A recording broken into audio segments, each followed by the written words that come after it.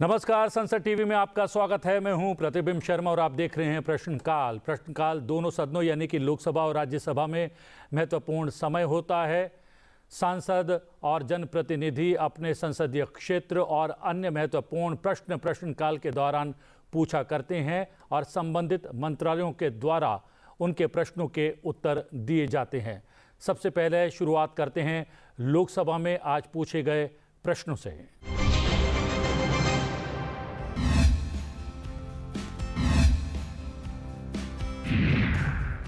आज के कार्यक्रम का पहला सवाल जुड़ा है गगनयान मिशन से। इस सवाल को पूछा है लोकसभा सांसद आलोक शर्मा, डॉक्टर भोला सिंह, महिमा कुमारी मेवाड़ और कंगना रनौत ने। इन सांसदों ने अंतरिक्ष विभाग से पूछा कि भारत की पहली मानव सहित अंतरिक्ष उड़ान के लिए निर्धारित समय सीमा सहित गगनयान कार्यक्रम की वर्तमान स्थिति और प्राप्त प्रमुख उपलब्धियों का ब्यौरा किया है। वर्ष 2035 तक भारतीय अंतरिक्ष स्टेशन स्थापित करने की योजना सहित भारत की मानव सहित अंतरिक्ष उड़ान पहल के दीर्घकालिक उद्देश्यों का ब्यौरा किया है। वर्ष 2040 तक चंद्रमा पर अंतरिक्ष यात्री भेजने के अपने लक्ष्य को प्राप्त करने के लिए सरकार द्वारा उठाए गए कदमों का ब्यौरा किया है। क्या किसी भारतीय अंतरिक्ष यात्री ने इस मिशन की तैयारी के लिए प्रशिक्षण शुरू कर दिया है? यदि हाँ, तो ब्यौरा क्या है? इस सवाल का जवाब दिया प्रधानमंत्री कार्यालय में राज्य मंत्री डॉक्टर जितेंद्र सिंह ने। अपने जवाब में उन्होंने बताया कि गगनयान कार्यक्रम की वर्तमान स्थिति और प्राप्त प्रमुख उपलब्धियां निम्नानुसार हैं।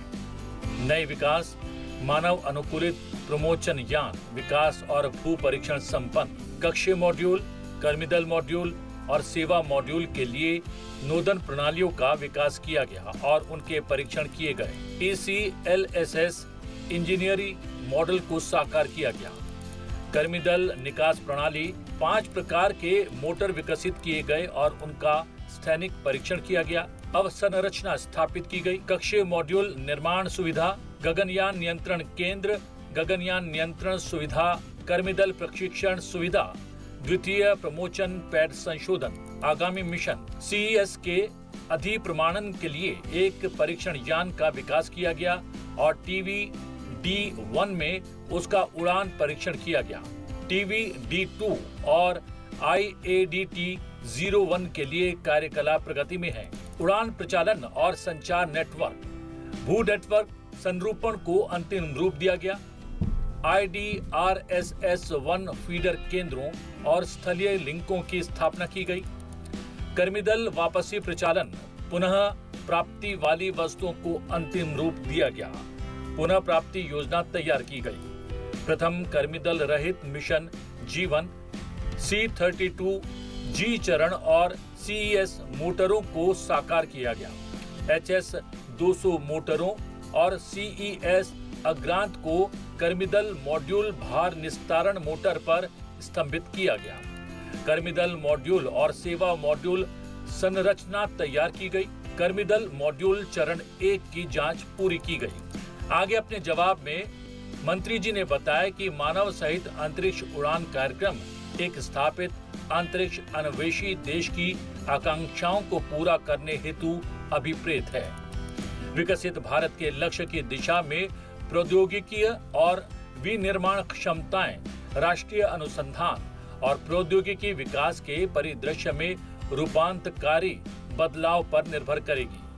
गगनयान कार्यक्रम के अंतर्गत समानव अंतरिक्ष कार्यकलापों के लिए मूलभूत क्षमताओं को सिद्ध करने के बाद दीर्घकालिक समानव अंतरिक्ष मिशनों को संभव बनाने हेतु मानव निवास अथवा निम्न भू कक्षा में अंतरिक्ष स्टेशन के लिए विकास संबंधी कार्यकलाप प्रारंभ करना अगला तर्कसंगत कदम है। इस संबंध में भारतीय समानव अंतरिक्ष कार्यक्रम के दीर्घकालिक परिदृश्य में वर्ष 2035 तक भारतीय अंतरिक्ष स्टेशन और वर्ष 2040 तक भारत का चंद्रमा पर अवतरण शामिल है। वर्ष 2035 तक भारतीय अंतरिक्ष स्टेशन के 5 मॉड्यूलों की स्थापना की योजना के तहत BAS के पहले मॉड्यूल के विकास को अनुमोदन प्रदान किया गया है। वर्ष 2040 तक चंद्रमा पर किसी भारतीय के अवतरण हेतु भारत सरकार के विजन के अनुसार मिशन के पहलुओं, प्रमोशन, यान और कक्षीय मॉड्यूल प्रणालियों के लिए कार्यकलाप प्रारंभ किए गए हैं। इस समय चल रहे गगनयान कार्यक्रम और चंद्रमा पर किसी भारतीय के प्रस्तावित अवतरण के लिए संवर्धित प्रशिक्षण सहित प्रशिक्षण मॉड्यूल मिशन की समय सीमा की अपेक्षाओं के अनुकूल है।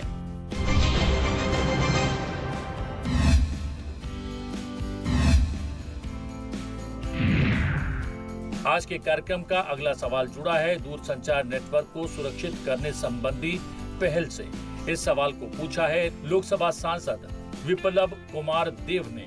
उन्होंने संचार मंत्रालय से पूछा कि क्या सरकार द्वारा फाइबर टू द होम कनेक्शनों में वृद्धि करने, दूरसंचार नेटवर्क की खतरों से सुरक्षा करने, धोखाधड़ी को रोकने, दूरसंचार विनिर्माण क्षेत्रों की स्थापना करने और डेटा केंद्रों और हरित ऊर्जा पहलों का विकास करने के लिए कदम उठाए गए हैं या उठाए जा रहे हैं अथवा उठाए जाने का विचार है? यदि हाँ, तो ब्यौरा क्या है? इस सवाल का जवाब संचार एवं ग्रामीण विकास मंत्रालय में राज्य मंत्री डॉक्टर पेम्मासानी चंद्रशेखर ने दिया। अपने जवाब में उन्होंने बताया कि सरकार ने निम्नलिखित कदम उठाए हैं।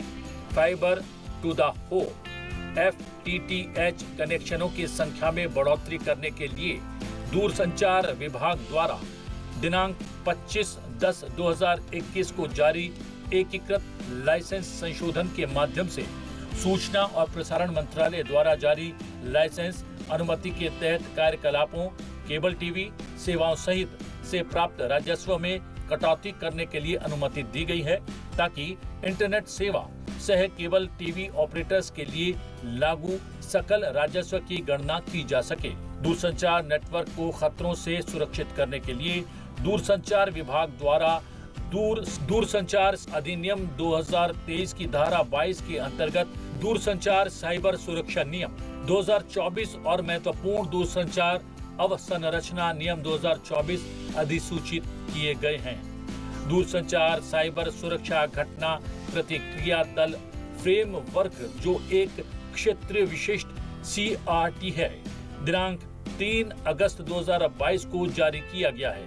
सभी सेवा प्रदाताओं को अधिदेशित किया गया है कि वो अपने नेटवर्क की जांच करें अथवा सुरक्षा की दृष्टि से अंतर्राष्ट्रीय मानकों के तहत मान्यता प्राप्त किसी भी एजेंसी के माध्यम से नेटवर्क की जांच करवाएं। इसके अलावा दूरसंचार विभाग ने देश के दूरसंचार नेटवर्क के लिए संभावित साइबर खतरे का पता लगाने और हितधारकों को आवश्यक कार्रवाई करने के लिए सतर्क करने के लिए दूरसंचार प्रचालन केंद्र की स्थापना की है। फ्रॉड को रोकने के लिए दूरसंचार विभाग ने नागरिकों को संदिग्ध धोखाधड़ी की सूचना देने के लिए संचार साथी पहल शुरू की है। दूरसंचार विभाग ने साइबर अपराध और वित्तीय धोखाधड़ी की रोकथाम हेतु हितधारकों के बीच दूरसंचार संसाधनों के दुरुपयोग से संबंधित जानकारी साझा करने के लिए ऑनलाइन सुरक्षित डिजिटल इंटेलिजेंस प्लेटफॉर्म भी विकसित किया है। दूरसंचार विभाग द्वारा कोई दूरसंचार विनिर्माण जोन स्थापित नहीं किया गया है।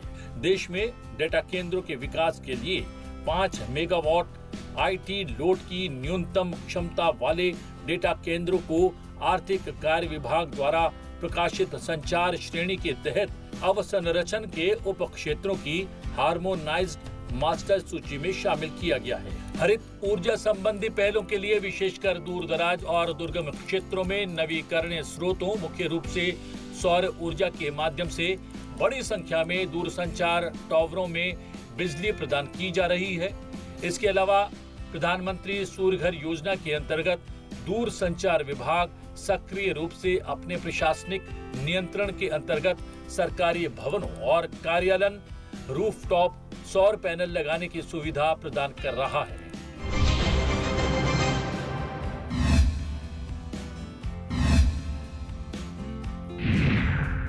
आज के कार्यक्रम का अगला सवाल जुड़ा है प्रतियोगी परीक्षाओं के लिए विशेष ट्रेनों से।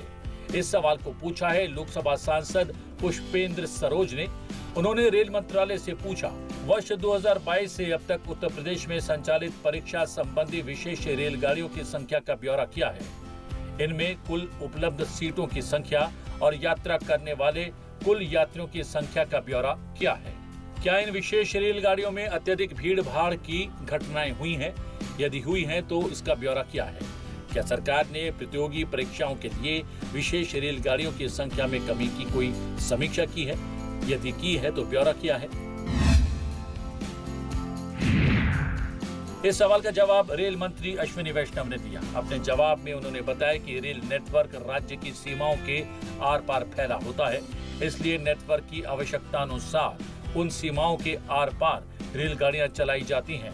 बहरहाल नियमित रेलगाड़ी सेवाओं में स्थान की उपलब्धता को पूरा करने और व्यस्त अवधि, त्योहारों, विशेष आयोजनों, परीक्षाओं आदि के दौरान यात्रियों की अतिरिक्त भीड़ को देखते हुए भारतीय रेल विशेष रेलगाड़ियां भी चलाया करती है और मौजूदा रेलगाड़ी सेवाओं के डिब्बों में वृद्धि करती है, जो यातायात औचित्य, परिचालनिक व्यवहार्यता, संसाधनों की उपलब्धता आदि के तहत होता है।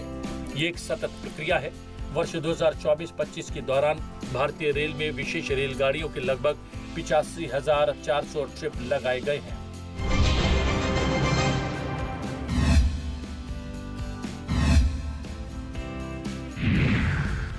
आज के कार्यक्रम का अगला सवाल जुड़ा है तीसरे अंतर्राष्ट्रीय क्वांटम संचार सम्मेलन से। इस सवाल को पूछा है लोकसभा सांसद अपराजिता सारंगी ने। उन्होंने संचार मंत्रालय से पूछा, तीसरे अंतर्राष्ट्रीय क्वांटम संचार सम्मेलन के दौरान कौन से प्रमुख दस्तावेज सार्वजनिक किए गए और देश में क्वांटम सुरक्षित प्रौद्योगिकियों को आगे बढ़ाने में उनका क्या महत्व है? क्वांटम सुरक्षित संचार के लिए मानक निर्धारित करने और तकनीकी रिपोर्ट जारी करने में दूरसंचार इंजीनियरिंग केंद्र और टेलीमेटिक्स विकास केंद्र का क्या योगदान रहा है? क्वांटम सुरक्षित प्रौद्योगिकियों के क्षेत्र में मानकीकरण, परीक्षण और हितधारकों के बीच सहयोग को बढ़ावा देने के लिए सरकार द्वारा क्या पहल की गई है? इस सवाल का जवाब दिया संचार एवं ग्रामीण विकास मंत्रालय में राज्य मंत्री डॉक्टर पेम्मा सानी चंद्रशेखर ने। अपने जवाब में उन्होंने बताया कि 25 अप्रैल 2025 को आयोजित किए गए तीसरे अंतर्राष्ट्रीय क्वांटम संचार सम्मेलन के दौरान भारत में क्वांटम सुरक्षित प्रौद्योगिकियों का मानकीकरण करने, जागरूकता पैदा करने और इन प्रौद्योगिकियों को अपनाए जाने को बढ़ावा देने के उद्देश्य से अनावरण किए गए दस्तावेज निम्नानुसार हैं। क्वांटम रैंडम नंबर जेनरेट यानी QRNG मानक, पोस्ट क्वांटम क्रिप्टोग्राफी यानी PQC में माइग्रेशन पर तकनीकी report, post quantum cryptography PQC का उपयोग करके quantum secure 5G beyond 5G core पर तकनीकी रिपोर्ट। इसके अलावा दूरसंचार इंजीनियरिंग केंद्र TEC ने क्वांटम सुरक्षित संचार के लिए निम्नलिखित मानक जारी किए हैं। क्वांटम की डिस्ट्रीब्यूशन QKD प्रणाली के लिए मानक, क्वांटम सुरक्षित और क्लासिकल प्रणालियों के लिए मानक। सभी मानक और तकनीकी रिपोर्ट के टेलीमेटिक्स विकास केंद्र C. सहित हितधारकों के परामर्श से तैयार की गई है।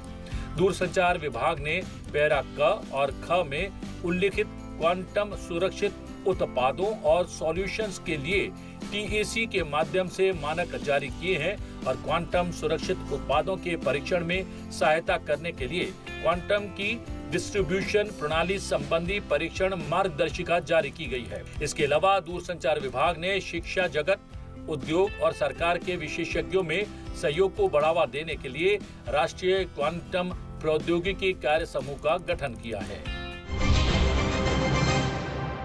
लोकसभा के साथ साथ राज्यसभा में भी महत्वपूर्ण प्रश्न पूछे गए, जिनका उत्तर संबंधित मंत्रियों के द्वारा दिए गए।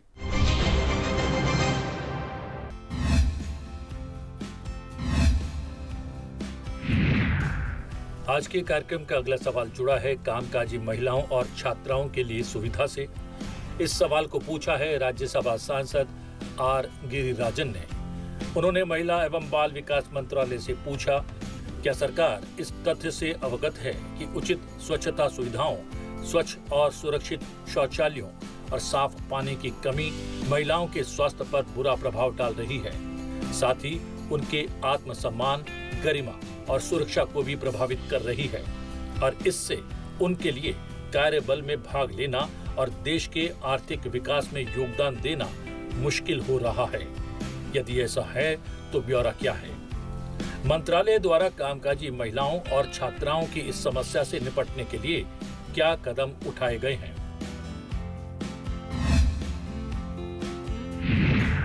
इस सवाल का जवाब दिया महिला एवं बाल विकास मंत्रालय में राज्य मंत्री सावित्री ठाकुर ने। अपने जवाब में उन्होंने बताया कि भारत सरकार ने महिलाओं के स्वास्थ्य, स्वच्छता और कल्याण में सुधार लाने और देश में उनकी स्थिति को बेहतर बनाने के लिए कई पहल की हैं। उज्ज्वला योजना, जल जीवन मिशन और स्वच्छ भारत अभियान जैसी योजनाओं से महिलाओं की मेहनत और समय बचाने, गरीबी कम करने और स्वास्थ्य परिणामों में सुधार लाने में मदद मिली है। स्वच्छ भारत अभियान के अंतर्गत देश में 11.8 करोड़ से अधिक व्यक्तिगत घरेलू शौचालय का निर्माण किया गया है। इसी प्रकार जल जीवन मिशन से लगभग 15.6 करोड़ घरों में सफलतापूर्वक नल जल कनेक्शन उपलब्ध कराए गए हैं। किफायती मूल्य पर सैनिटरी नैपकिन और अच्छी गुणवत्ता वाली दवाओं तक आसान पहुंच सुनिश्चित करने के लिए रसायन और उर्वरक मंत्रालय के तहत फार्मास्यूटिकल्स विभाग प्रधानमंत्री भारतीय जन औषधि परियोजना क्रियान्वित करता है, जो महिलाओं की स्वास्थ्य सुरक्षा सुनिश्चित करने की दिशा में एक महत्वपूर्ण कदम है। इस परियोजना के अंतर्गत देश भर में 16,000 से अधिक जन औषधि केंद्र स्थापित किए गए हैं, जो किफायती दवाओं के अलावा सुविधा नामक ऑक्सो बायोडिग्रेडेबल सैनिटरी नैपकिन मात्र ₹1 प्रति पैड की दर से उपलब्ध कराते हैं। सरकार 10 से 19 वर्ष के आयु वर्ग की किशोरियों में मासिक धर्म स्वच्छता को बढ़ावा देने के लिए योजना भी कार्यान्वित कराती है। राष्ट्रीय स्वास्थ्य मिशन राज्यों, संघ राज्य क्षेत्रों से प्राप्त प्रस्तावों के आधार पर राज्य कार्यक्रम कार्यान्वयन योजना के माध्यम से इस योजना में सहयोग करता है। इस योजना का एक प्रमुख उद्देश्य किशोरियों में मासिक धर्म से संबंधित स्वच्छता के बारे में जागरूकता बढ़ाना है। योजना के तहत मान्यता प्राप्त सामाजिक स्वास्थ्य कार्यकर्ता द्वारा किशोरियों को रियायती दरों पर सैनिटरी नैपकिन पैक उपलब्ध कराए जाते हैं। सरकार मासिक धर्म से संबंधित स्वच्छता पर क्षेत्रीय स्तर के स्वास्थ्य कार्यकर्ताओं के उन्मुखीकरण और IEC गतिविधियों के लिए राज्यों, संघ राज्य क्षेत्रों के बजट भी प्रदान करती है।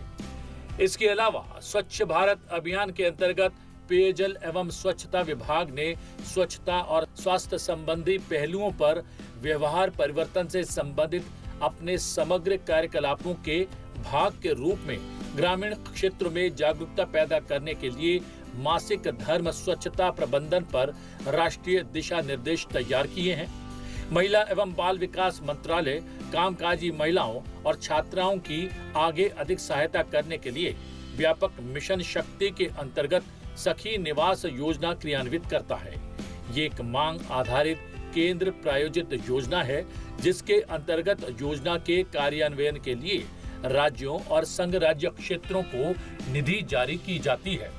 इस योजना का उद्देश्य शहरी, अर्धशहरी और ग्रामीण क्षेत्रों में जहां महिलाओं के लिए रोजगार के अवसर मौजूद हैं, कामकाजी महिलाओं और उच्च शिक्षा या प्रशिक्षण प्राप्त करने वाली अन्य महिलाओं के लिए सुरक्षित और सुविधाजनक स्थान पर आवास की उपलब्धता को बढ़ावा देना है।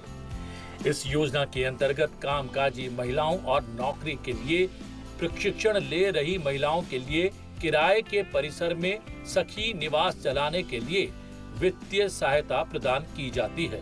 इस योजना का एक महत्वपूर्ण पहलू सखी निवास में रहने वाली महिलाओं के बच्चों के लिए डे केयर सेंटर का प्रावधान है।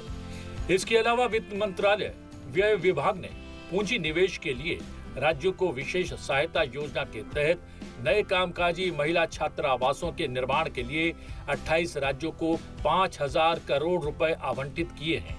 व्यय विभाग ने 4,826 करोड़ रुपए की कुल स्वीकृत लागत से 28 राज्यों में 52,991 बिस्तरों की कुल क्षमता वाले 254 कामकाजी महिला छात्रावासों के निर्माण को मंजूरी दी है। इसमें से 3,147 करोड़ रुपए की पहली किश्त वर्ष 2024-25 के दौरान राज्यों को पहले ही जारी की जा चुकी है। ये पहल पूरे भारत में महिलाओं की सुरक्षा, सम्मान और उनके लिए अवसर सुनिश्चित करने के बड़े लक्ष्य के अनुरूप है और विमेन लेड डेवलपमेंट के विचार को साकार करने की दिशा में बड़ा कदम है।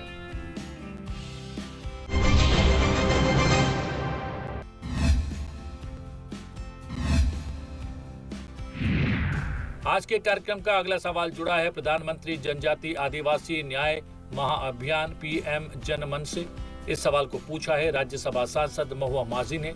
उन्होंने जनजातीय कार्य मंत्रालय से पूछा, क्या सरकार द्वारा प्रधानमंत्री जनजाति आदिवासी न्याय महाअभियान के लिए 24,104 करोड़ रुपए की स्वीकृति दी गई है, जिसमें केंद्र का भाग 15,336 करोड़ रुपए और राज्य का भाग 8,768 करोड़ रुपए है। क्या जागरूकता कार्यक्रम का उद्देश्य देश भर के 200 जिलों में विशेष रूप से संवेदनशील 22,000 जनजातीय समूह वाली बहुसंख्यक जनजातीय बस्तियों और पीवीटीजी परिवारों तक पहुंचना है? यदि हाँ, तो अब तक किए गए उपायों का ब्यौरा क्या है? यदि नहीं, तो इसके क्या कारण हैं? इस सवाल का जवाब दिया जनजातीय कार्य मंत्रालय में राज्य मंत्री दुर्गादास उड़के ने। अपने जवाब में उन्होंने बताया कि 15 नवंबर 2023 को प्रधानमंत्री ने 18 राज्यों और एक केंद्र शासित प्रदेश में रहने वाले 75 पीवीटीजी समुदायों के सामाजिक आर्थिक विकास के लिए प्रधानमंत्री जनजाति आदिवासी न्याय महाअभियान का शुभारंभ किया। मिशन का उद्देश्य 3 वर्षों में उनकी सामाजिक आर्थिक स्थितियों में सुधार के लिए बुनियादी सुविधाएं जैसे सुरक्षित आवास, स्वच्छ पेयजल और शिक्षा, स्वास्थ्य और पोषण, सड़क और दूरसंचार संपर्क, अविद्युतीकृत घरों का विद्युतीकरण और स्थायी आजीविका के अवसर तक बेहतर पहुंच प्रदान करना है। इन उद्देश्यों को 9 लाइन मंत्रालयों द्वारा कार्यान्वित 11 उपायों के माध्यम से पूरा किया जा रहा है। पीएम जनमन का कुल बजटीय परिव्यय 24,104 करोड़ रुपए है। इसमें केंद्रीय हिस्सा 15,336 करोड़ रुपए और राज्य का हिस्सा 8,768 करोड़ रुपए है। राज्य सरकारों के समन्वय से आईईसी शिविर आयोजित किए गए हैं, जिनका उद्देश्य जागरूकता पैदा करना और आधार कार्ड, जातीय प्रमाण पत्र, जनधन बैंक खाता जैसे बुनियादी दस्तावेजों को तैयार करने में सुविधा प्रदान करना है, जो आयुष्मान कार्ड, पीएम आवास, मनरेगा आदि सहित विभिन्न योजनाओं के तहत लाभ प्राप्त करने के लिए आवश्यक है।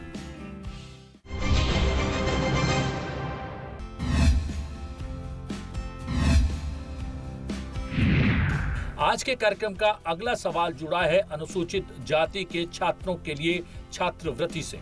इस सवाल को पूछा है राज्यसभा सांसद घनश्याम तिवारी, मिथिलेश कुमार और ब्रजलाल ने। इन सांसदों ने सामाजिक न्याय और अधिकारिता मंत्री से पूछा कि अनुसूचित जाति यानी एससी के विद्यार्थियों के लिए केंद्रीय क्षेत्र छात्रवृत्ति योजनाओं जैसे पोस्ट मैट्रिक छात्रवृत्ति योजना और शीर्ष श्रेणी शिक्षा योजना ने पिछले 5 वर्षों में शैक्षिक उपलब्धि और सामाजिक गतिशीलता को किस प्रकार से प्रभावित किया है? क्या अनुसूचित जाति के लाभार्थियों के ऐसे उदाहरण हैं जिन्होंने इन योजनाओं के माध्यम से उच्च शिक्षा संस्थानों में प्रवेश किया या उल्लेखनीय शैक्षणिक या व्यावसायिक सफलता प्राप्त की है? यदि हाँ, तो ब्यौरा क्या है? इस सवाल का जवाब दिया सामाजिक न्याय और अधिकारिता मंत्रालय में राज्य मंत्री रामदास आठवले ने। अपने जवाब में उन्होंने बताया कि अनुसूचित जाति के छात्रों के लिए पोस्ट मैट्रिक छात्रवृत्ति और टॉप क्लास शिक्षा योजनाओं के माध्यम से प्रदान की गई वित्तीय सहायता और छात्रवृत्ति ने देश के शैक्षणिक संस्थानों, कॉलेजों में उच्च शिक्षा प्राप्त करने के लिए अनुसूचित जाति के छात्रों के शैक्षिक मानक को बेहतर बनाने में योगदान दिया है। इससे न केवल वित्तीय बोझ कम करने में मदद मिली है, बल्कि अनुसूचित जाति के छात्रों को गुणवत्तापूर्ण शिक्षा प्रदान करने में भी मदद मिली है। शैक्षिक अवसरों में सुधार करके इन योजनाओं ने सामाजिक आर्थिक गतिशीलता को काफी बढ़ावा दिया है, करियर की संभावना को बढ़ाया है, अनुसूचित जाति समुदायों के बीच आर्थिक और सामाजिक दोनों के पिछड़ेपन को दूर किया है। पिछले 5 वर्षों में 2,22,31,139 और 20,340 अनुसूचित जाति के छात्र क्रमशः पोस्ट मैट्रिक छात्रवृत्ति योजना और टॉप क्लास शिक्षा योजना के अंतर्गत लाभान्वित हुए हैं। इन योजनाओं के अंतर्गत अनुसूचित जाति के छात्र IIT, IIM, IIIT, AIIMS, NIT, NIFT, NID, IHM, NLU आदि सहित कॉलेजों, विश्वविद्यालयों और संस्थानों में उच्च शिक्षा प्राप्त करते हैं और उन्होंने अपने अपने क्षेत्रों में उल्लेखनीय सफलता भी हासिल की है।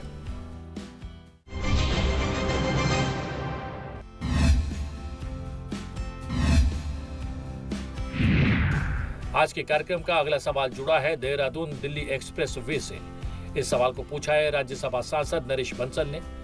उन्होंने सड़क परिवहन और राजमार्ग मंत्रालय से पूछा कि देहरादून दिल्ली एक्सप्रेस वे कब तक बनकर तैयार हो जाएगा और कब तक जनता के लिए खोला जा सकेगा, इसकी लागत कितनी है और इस उद्देश्य के लिए कितने पेड़ काटे गए हैं और कितने पेड़ लगाए गए हैं, ब्यौरा क्या है, क्या चट्टान गिरने की घटनाओं को रोकने के लिए पहाड़ों को पर्याप्त रूप से बोल्ट भी किया गया है। इस सवाल का जवाब सड़क परिवहन और राजमार्ग मंत्री नितिन जयराम गडकरी ने दिया। अपने जवाब में उन्होंने बताया कि कुल 11,868 करोड़ रुपए की पूंजीगत लागत वाले देहरादून दिल्ली पहुंच नियंत्रित राजमार्ग को अक्टूबर 2025 तक पूरा करने का लक्ष्य रखा गया है। परियोजना के क्रियान्वयन के लिए कुल 17,913 पेड़ों को काटा प्रतिरोपित किया गया है। पर्यावरणीय शमन उपाय के रूप में संबंधित वन विभागों द्वारा 22 करोड़ रुपए की लागत से कुल 157 हेक्टेयर भूमि में प्रतिपूरक वन रोपण किया जा रहा है। इसके अलावा राजमार्ग के मार्गाधिकार के भीतर भारतीय राष्ट्रीय राजमार्ग प्राधिकरण द्वारा 50,600 पेड़ों का रोपण भी किया गया है। यही नहीं, पर्यावरण पुनर्स्थापना योजना के लिए शिवालिक वन प्रभाग उत्तर प्रदेश और देहरादून वन प्रभाग उत्तराखंड को 40 करोड़ रुपए की राशि प्रदान की गई है। भारतीय सड़क कांग्रेस संहिता प्रावधानों के अनुसार संभावित भूस्खलन स्थानों पर भूस्खलन को कम करने के पर्याप्त उपाय भी किए गए हैं। प्रश्नकाल में आज के लिए इतना ही। प्रश्नकाल में आपसे फिर भेंट होगी। फिलहाल मुझे आज्ञा दीजिए, लेकिन देखते रहिए संसद टीवी। नमस्कार।